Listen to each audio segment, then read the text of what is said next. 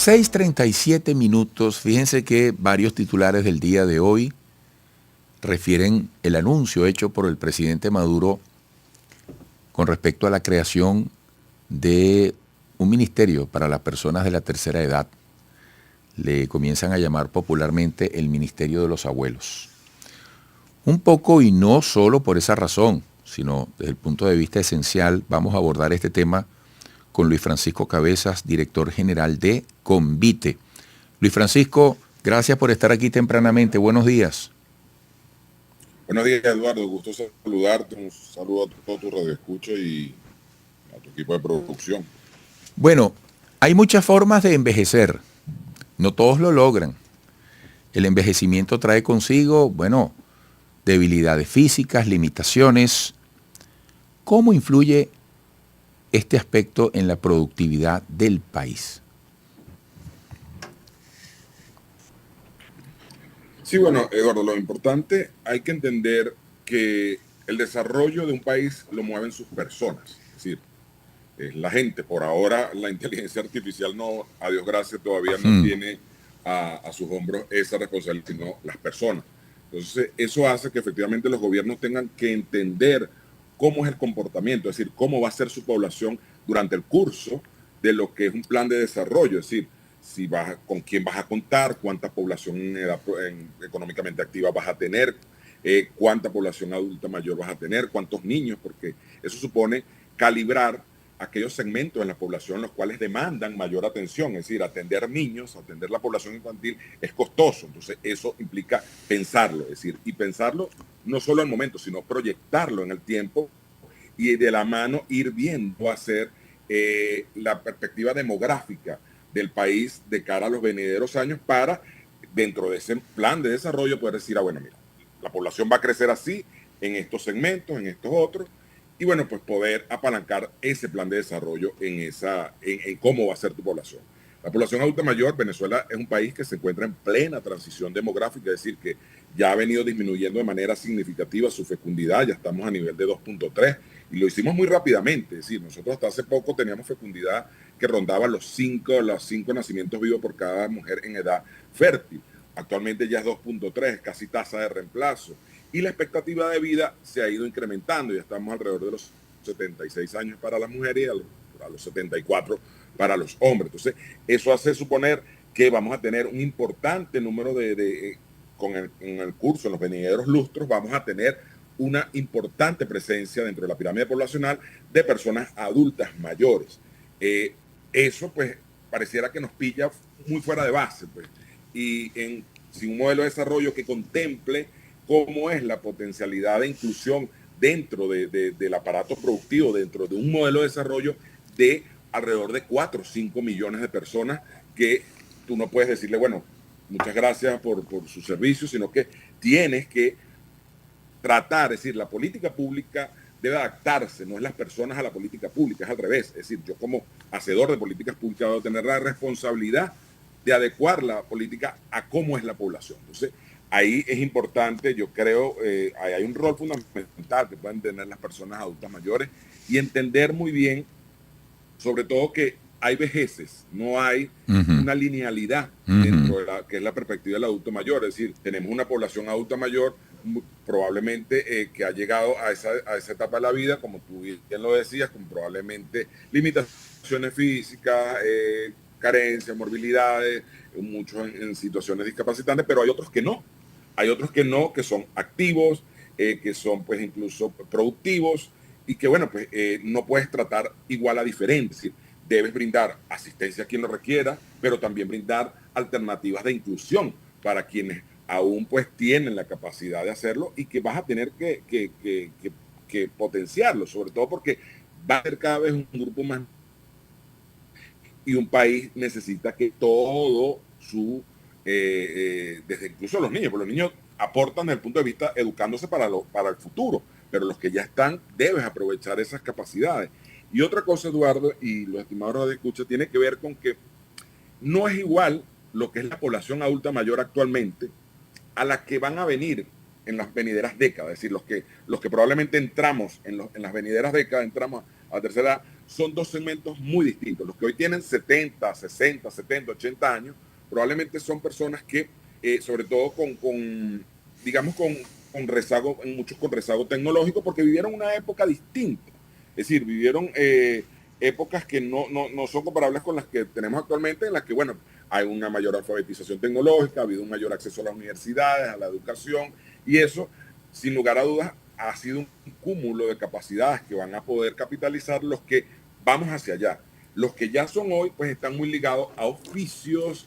Hay mucha mujer, sobre todo, ya mayor, con ciertas limitaciones asociadas, que bueno, pues muchas de ellas se les encomendó el rol, la tarea, el oficio de atender la casa. Entonces eso hace que lleguen a esta etapa con muchas debilidades, sobre todo de soporte de medios de vida, de depender de sus capacidades como si tuvieras alguna profesión, algo, no la llegaron a tener porque eran épocas en las cuales el acceso a la educación, sobre todo a las mujeres, era muy limitado. Entonces hay que entender que son poblaciones, no es homogénea, es heterogénea, y lo que debe el gobierno en este caso, lo que debe un gobierno, es tratar de entender cómo se comporta, dónde tengo capacidades allí y dónde puedo apalancar para que esas personas puedan tener una inserción dentro de la productividad del país.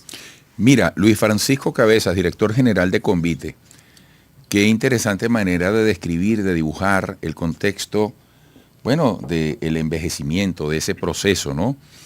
Y de qué manera podemos preverlo, asistirlo. Esto es un tema de reflexión que todos vivimos cercanamente. Ahora, cuando se anuncia la creación de un ministerio para la atención de los adultos mayores, ¿qué novedad, qué potenciación se te ocurre a ti que logras desglosar este tema de una manera tan detallada? ¿Qué de nuevo y positivo podría darse?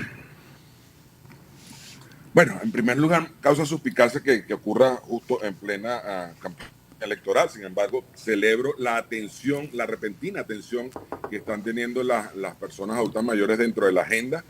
Y bueno, pues en primer lugar yo creo que revela el fracaso del Instituto de Servicios Sociales como ente rector de la política pública en materia de personas mayores. Es decir, la verdad que lamentablemente pues, el INAH no fungió nunca como una rectoría en el tema. Pues este ministerio yo no puedo especular de algo que simplemente fue creado ayer. Trataría de tener mis buenos deseos en que esto realmente tenga un correlato de una política pública seria que entienda el envejecimiento poblacional como un tema de agenda de Estado. Es decir, yo creo que no se le da la relevancia. La semana antepasada estaba el grupo ampliado de personas, de derechos de personas mayores, discutiendo en Naciones Unidas en Nueva York la importancia de lo que es el tema del envejecimiento, porque es un fenómeno global, incluso hasta la propia África, que era uno de los continentes que prácticamente no había entrado en la transición demográfica, ya empieza a dar unos pasos importantes hacia el envejecimiento poblacional. Las grandes naciones del mundo, es decir, lo que llaman las 7 grandes, hay Italia, Francia, que forman parte, Alemania, que forman parte del llamado grupo de los 7, las 7 economías más importantes del mundo. Son países que tienen unos porcentajes de población adulta mayor por encima del 20%, es altísimo. Y sin embargo son economías que siguen pujantes, que siguen produciendo, y que hay un mecanismo de inclusión. Es decir, las personas mayores no se convierten en una carga, no se convierten en una especie de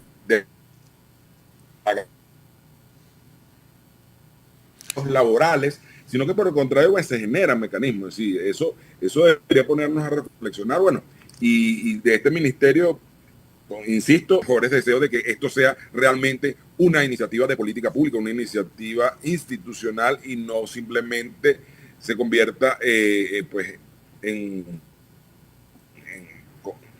algo mal, y que yo creo fundamentalmente las personas adultas mayores suelen ser instrumentalizadas en procesos electorales, tanto de un lado de otro, tomando en cuenta que, y si a verlo vamos en los recientes procesos electorales, son uno de los públicos que en Venezuela tienen una alta predisposición a votar, lo cual pues revela su vocación cívica y que bueno, pues los hace un público apetecible a cualquier pues a cualquier sector político. Habida cuenta que estamos hablando de 4 millones de almas que bueno, pues cualquiera quisiera contar dentro de sus cuadernos. ¿Qué características tienen quienes forman desde el punto de vista etario esos 4 millones de almas que acabas de citar? ¿A partir de qué edad?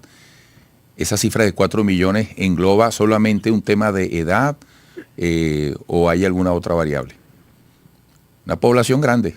No, bueno, hay fundamentalmente, hablamos de que hay dos cosas, la edad de jubilación en Venezuela y la edad que los tratados internacionales han acordado para hablar de la adultez mayor. En el caso de Venezuela, la edad de jubilación, en el caso de las mujeres a partir de los 55 años, en el caso de los hombres a partir de los 60. Sin embargo, según los tratados internacionales que sobre el tema, hablan de que el umbral es a partir de los 60 años. Esas categorías, pues, son diversas, es decir, por eso te hablaba de que hay vejeces, no una vejez lineal. En cada una de esas décadas, pues, hay diferencias, pues, diferencias muy asociadas a la capacidad, a la actividad. Entonces, por eso, como desde Convite hemos impulsado el tema humanitario, hablamos mucho de las necesidades diferenciadas de los adultos mayores. No puedes tratar igual a diferente porque, bueno, no es lo mismo una persona de 90 años a una de 60 años, a pesar de que ambas son adultas mayores. Entonces, hay que valorar esas diferencias que hay dentro de ese universo adulto mayor.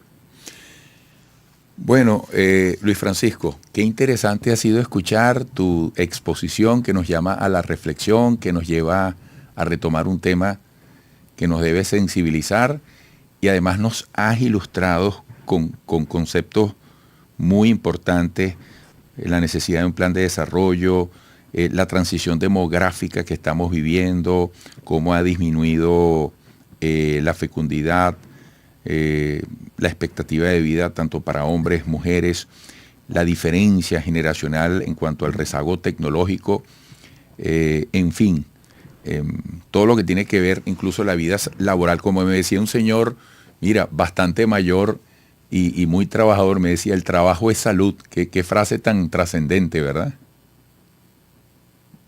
Sin duda alguna, el trabajo es inclusión, es relacionamiento y es depender de sí mismo. Es decir, eso es fundamental. Sí. Algo importante, Eduardo, no cualquier tipo de trabajo. Es decir, no hablemos de una suerte de trabajo tipo maquila o de expoliación o de explotación. Hay mucho de eso ahorita. Mira, bueno, un gran abrazo, Luis Francisco, todo mi reconocimiento y espero que pronto retomemos estos temas. Gracias. Luis Francisco Cabezas. Un gran abrazo y saludos. Están cordialmente invitados para hoy por la rendición de cuentas de Convite, del tema humanitario en el Centro Cultural Chacao a las 10 de la mañana. Saludos. Perfecto. Luis Francisco Cabezas, director general de Convite. Volveremos.